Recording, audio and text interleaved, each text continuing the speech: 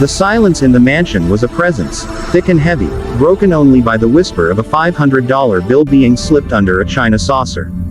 Arthur Croft stood at the floor-to-ceiling window of his West London study, a crystal tumbler of amber whiskey hanging from his limp fingers. Below, the manicured garden was a study in perfect, sterile geometry, a memorial planned by a wife who was no longer here. 2 years. 730 days of this crushing quiet. His reflection in the glass was a ghost. A man in his late 40s with silver streaking his dark hair and a suit that cost more than most cars, but couldn't conceal the hollows beneath his eyes. The soft click of the front door was the day's most significant event. Alara was leaving. She was a wisp of a girl, this Alara, with eyes the color of a summer storm and a quiet efficiency that soothed his daughter, Lily, in a way he no longer could. She was the 6th nanny. The first 5 had been older, stern, and had left citing the oppressive atmosphere of the house. But Alara had stayed for 6 months. Lily, who had retreated into a shell since her mother's death, had started drawing again. Pictures that were no longer just of a solitary, stick-figure girl, but included a smiling son and a woman with storm-gray eyes. Arthur watched her slender figure retreat down the cobbled driveway, her simple coat a stark contrast to the oppressive luxury that surrounded her. And then, a compulsion, sudden and inexplicable, seized him. It wasn't suspicion. It was a deeper, more desperate ache. Where did someone like her go after spending the day in his world of ghosts? Where did she find the light that she so effortlessly brought into his home? He moved on instinct, grabbing the keys to a nondescript sedan he kept for the staff. The engine purred to life, a quiet accomplice.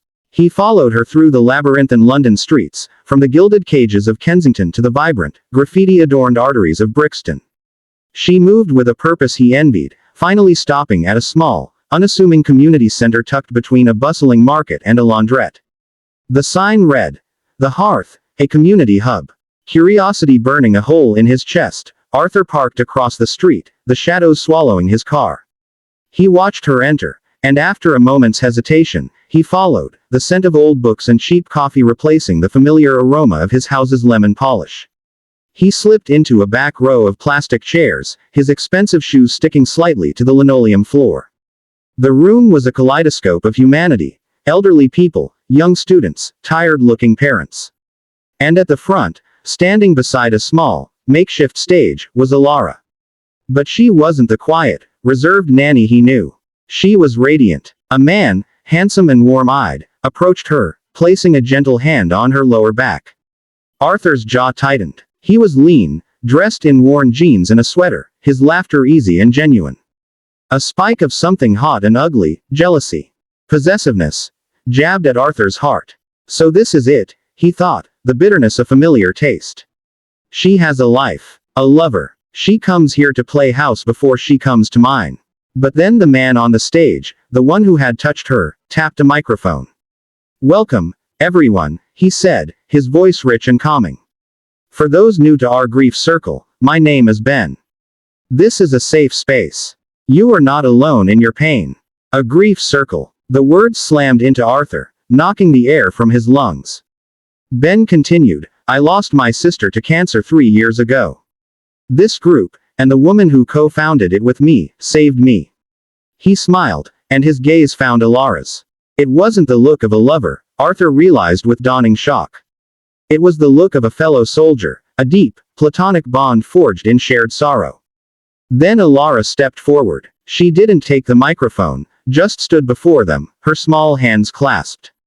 "My name is Alara," she began, her voice clear, yet soft as velvet. "And I lost my husband, Leo, 2.5 years ago." The world tilted. Husband. The word echoed in the cavern of Arthur's soul. She was a widow. Like him. This girl, who couldn't be older than 25, carried a weight that mirrored his own. "He was a photographer," she continued, a wistful smile touching her lips. "He was always chasing the light. One day, he asked me to hold a reflector for him on a cliffside in Cornwall. A gust of wind. He stepped back to steady me." Her voice broke, a tiny, devastating fracture. "He fell. I was holding his hand 1 second, and the next, I was holding nothing but air." Arthur's breath hitched. The sheer, brutal randomness of it. The image was visceral, horrifying. The worst part, Alara whispered, a single tear tracing a path down her cheek. Wasn't the grief. It was the guilt. If only. If only I hadn't agreed to go that day. If only I'd been stronger against the wind. If only I could have flown after him. Arthur was frozen. He was a voyeur, trespassing on sacred ground. This was the source of her profound empathy for Lily. This was the well from which her patience sprang. She wasn't just a nanny. She was a fellow traveler in the desolate country of loss.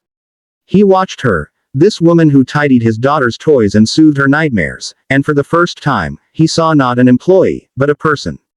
A shattered, beautiful person who had chosen to build a shelter from the ruins of her life. The expensive whiskey in his stomach turned to acid. He had all the money in the world, and he had built himself a mausoleum. She had nothing, and she had built a hearth. He left before the circle ended, the phantom taste of his own cowardice sour in his mouth. He drove home to his silent mansion, but the silence was different now. It was no longer just the absence of his wife, Isabella. It was the echoing presence of Alara's truth. That night, he couldn't sleep. He stood again at the window, but instead of seeing his own ghost, he saw Alara's face, illuminated by a courage he could not fathom. A dangerous, fragile seed of something, not pity, but a profound, aching connection, began to sprout in the frozen soil of his heart. The following week was a study in quiet revelation. Arthur found himself watching Alara not with the detached curiosity of an employer, but with the rapt attention of a scholar studying a sacred text. He noticed the small, silver locket she always wore, tucked beneath her clothes. He saw the way her eyes would sometimes drift towards the window, a fleeting shadow of pain crossing her features before she consciously smoothed it away and turned back to Lily with a radiant smile. She was a master of compartmentalization, a skill he had failed to learn. "Daddy," Lily said one afternoon, clutching a crayon drawing. It was of 3 figures. A small one with yellow hair, herself, a tall one in a black suit, him and a woman in the middle with a gray scribble for a dress and a bright yellow circle for a head. "This is you, and me, and Alara. We're in the garden with Mummy's roses." Arthur's throat tightened. "It's beautiful, sweetheart." He looked at Alara, who was quietly folding laundry. "Alara, would you stay for dinner tonight? As our guest?" The question hung in the air, shocking them both. Alara looked up, her stormy eyes wide with surprise. For a moment, he saw the wariness there, the professional boundaries she so carefully maintained. But then she looked at Lily's hopeful face and softened. I'd like that. Thank you, Mr. Croft." "Arthur," he said, the name feeling foreign on his tongue. "Please, call me Arthur." Dinner was a stilted, yet monumental, affair. The long mahogany table, usually a vast expanse of loneliness between him and his daughter, felt smaller with her there. They spoke of Lily, of school, of trivial things. But the unspoken truth of the community center hung between them, a third guest at the table. After Lily was put to bed, stories read and goodnight kisses given, Arthur found Alara in the kitchen, insisting on helping the housekeeper clean up. "You don't have to do that," he said, leaning against the doorframe. "I know," she replied, not looking at him. "It feels normal." He summoned every ounce of his courage. "I went for a drive last week. In Brixton." Her hand stilled, a plate hovering over the drying rack. The air grew thick. "I saw you," he continued, his voice low. "At the hearth." She turned slowly, her face a mask of guarded emotion. Betrayal, fear, and a flicker of defiance. "You followed me. I was lost," he admitted, the truth tumbling out. "I live in this house of echoes, Alara. I watch you leave every day, and you carry a light out with you. I needed to see where it came from." Tears welled in her eyes, but she didn't let them fall. "That was private. I know. And I am more sorry than you can possibly imagine for intruding." He took a step closer. "But I heard your story.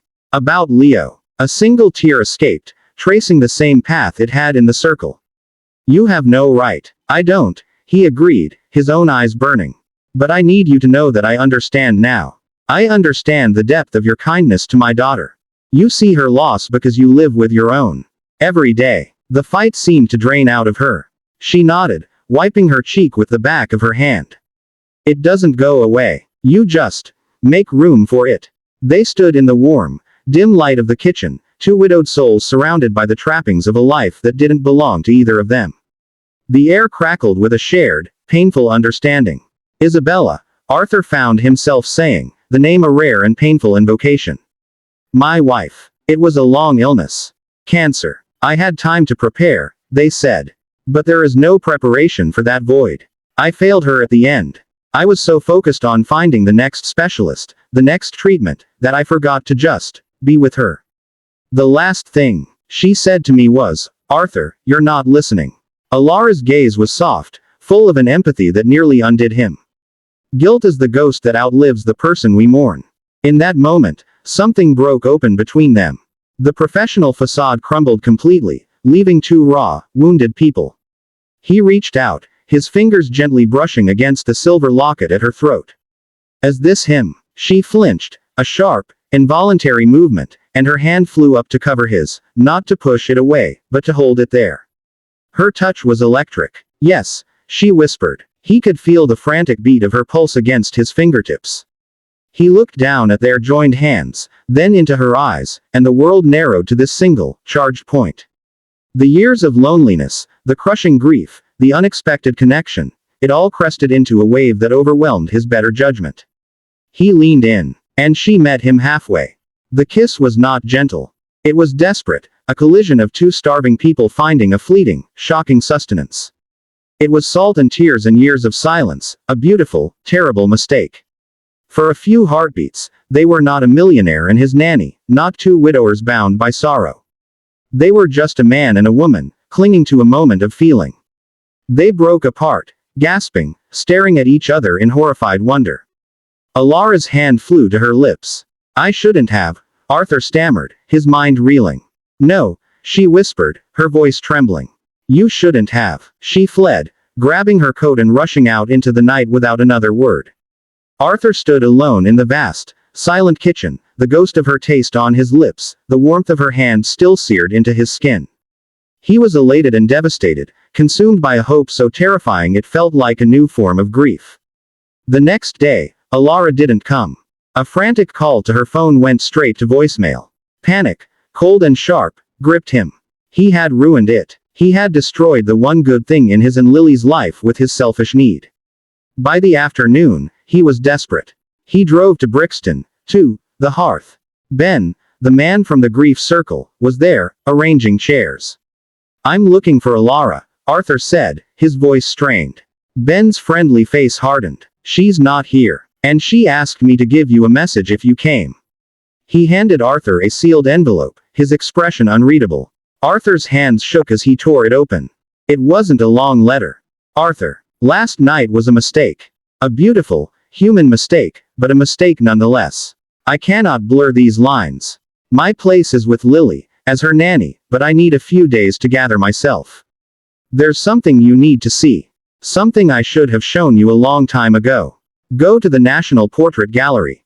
Room 12. Look for the portrait of Isabella Croft, by Giovanni Moretti. Please understand. Alara. Confusion warred with his anxiety. Isabella's portrait. He had commissioned it in her final months, a vain attempt to capture her fading beauty, to cheat death with oil and canvas. He had never been able to face the finished piece. The artist, Moretti, had been a young, brilliant Italian, kind and patient with Isabella during the sittings. Arthur had been too consumed with business and doctor's appointments to attend most of them. He drove to the gallery, a sense of dread coiling in his gut. Room 12 was quiet, hallowed. And there it was. The portrait of Isabella. She was depicted not as the frail woman he remembered from her illness, but as the vibrant, laughing woman she had been. Her eyes sparkled with a secret joy. She was looking not at the viewer, but slightly off canvas, a look of profound, adoring love on her face. And then Arthur's eyes dropped to the bottom right corner of the canvas, to the artist's signature. It wasn't just a name. It was a name he now knew. Scrawled in elegant, black script were the words, G. Moretti. And beneath it, a dedication, small and almost hidden, a secret whispered to the world. For my Isabella, and the light we shared. Leo. Leo. The world stopped. The air left his lungs in a violent rush. He staggered back, his hand flying to his mouth. The gallery walls seemed to press in on him. Leo. Alara's Leo. The photographer. Chasing the light. The pieces, the horrible, impossible pieces, slammed together. The young, handsome artist. His wife's secret joy during her sittings. Her whispered words, "Arthur, you're not listening." He hadn't been listening. He hadn't been seeing. Alara's husband, and his wife. They hadn't just died around the same time. They had died together. The cliff in Cornwall. The gust of wind. He was chasing the light. He was chasing her. They had fallen together. Arthur sank to the polished wooden floor, the sound a hollow echo in the silent room. He stared up at the portrait of his wife, at the love in her eyes meant for another man, for the husband of the woman he had just kissed. The woman he was falling for. The twist of fate was so cruel, so perfectly heartbreaking, that a broken, ragged sob was torn from his throat. He had lost his wife twice in one moment. And the only other person in the world who could possibly understand his pain was the one person he could never have.